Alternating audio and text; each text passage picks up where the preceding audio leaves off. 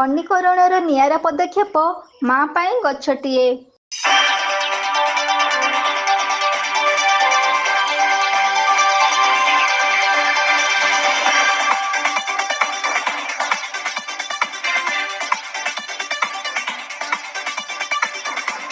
କେନ୍ଦୁଝର ଜିଲ୍ଲା ପାଟଣା ବ୍ଲକ ମୁଖ୍ୟାଳୟ ସ୍ଥିତ ସରସ୍ୱତୀ ଶିଶୁ ବିଦ୍ୟା ମନ୍ଦିର ପରିସରରେ ସମ୍ବାଦ ସାହିତ୍ୟ ଘର ପକ୍ଷରୁ ମା' ପାଇଁ ଗଛଟିଏର ବୃକ୍ଷରୋପଣ କାର୍ଯ୍ୟକ୍ରମ ଅନୁଷ୍ଠିତ ହୋଇଯାଇଛି।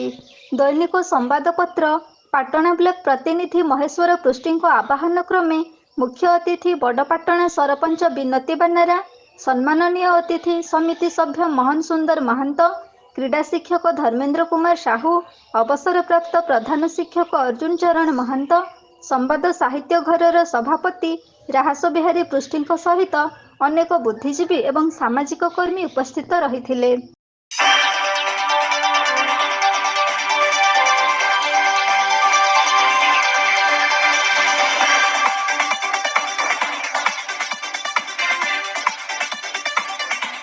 ଦିନକୁ ଦିନ ଜଳବାୟୁ ପରିବର୍ତ୍ତନ ହୋଇ ପୃଥିବୀକୁ ବିଷାକ୍ତ କରି ସାରିଲାଣି।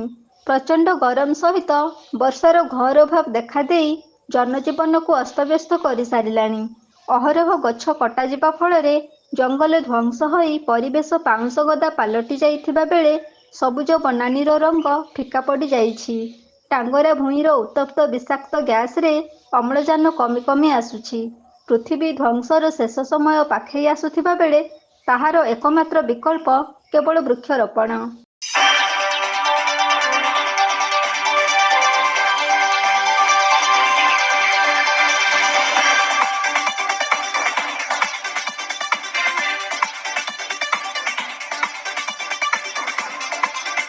ମା' ପାଇଁ ଗଛଟିଏ କାର୍ଯ୍ୟକ୍ରମରେ ସାମିଲ ହୋଇ ଜଙ୍ଗଲ ସୁରକ୍ଷା ପାଇଁ ବନୀକରଣ କରିବାର ନିଆରା କାର୍ଯ୍ୟକ୍ରମ ଆଜି ପାଟଣା ସରସ୍ୱତୀ ଶିଶୁ ବିଦ୍ୟା ମନ୍ଦିରରେ ଦେଖିବାକୁ ମିଳିଛି।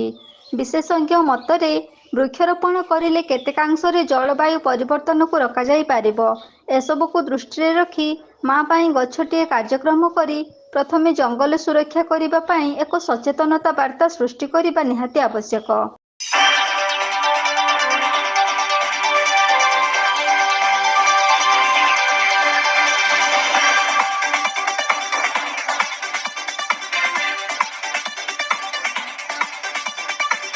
ଖୁବ୍ ଉତ୍ସାହ ସହିତ ଆଜି ମା' ପାଇଁ ଗଛଟିଏ କାର୍ଯ୍ୟକ୍ରମ କରୁଥିବାର ଦୃଷ୍ଟିକୁ ଆସିଛି। ଏହି ମହତ୍ କାର୍ଯ୍ୟ ପାଇଁ ଆଜି ପାଟଣା ଅଞ୍ଚଳରେ ଶୁଭେଚ୍ଛାର ସୁଅ ଛୁଟୁଛି। ଏମିତି ପ୍ରତ୍ୟେକ ଅନୁଷ୍ଠାନ, ଗ୍ରାମ୍ୟ କମିଟି, ସାମାଜିକ କର୍ମୀ ଏହି ମା' ପାଇଁ ଗଛଟିଏ କାର୍ଯ୍ୟକ୍ରମ କରିବା ପାଇଁ ଆଜିର ଆୟୋଜନ କମିଟି ସମସ୍ତଙ୍କୁ ଅନୁରୋଧ କରିଛନ୍ତି। ପ୍ରକୃତି ଆମକୁ ଅନେକ କିଛି ଦେଇଛି, କିନ୍ତୁ ପ୍ରକୃତି ପାଇଁ ଆମେ କିଛି ମାତ୍ରାରେ ସାନ୍ତ୍ୱନା ଦେବା ପାଇଁ ପ୍ରତ୍ୟେକ ବ୍ୟକ୍ତି ମା' ପାଇଁ ଗଛଟିଏ କାର୍ଯ୍ୟକ୍ରମରେ ସାମିଲ ହୁଅନ୍ତୁ। ଏହା ହିଁ ଥିଲା ଆଜିର ବାର୍ତ୍ତା।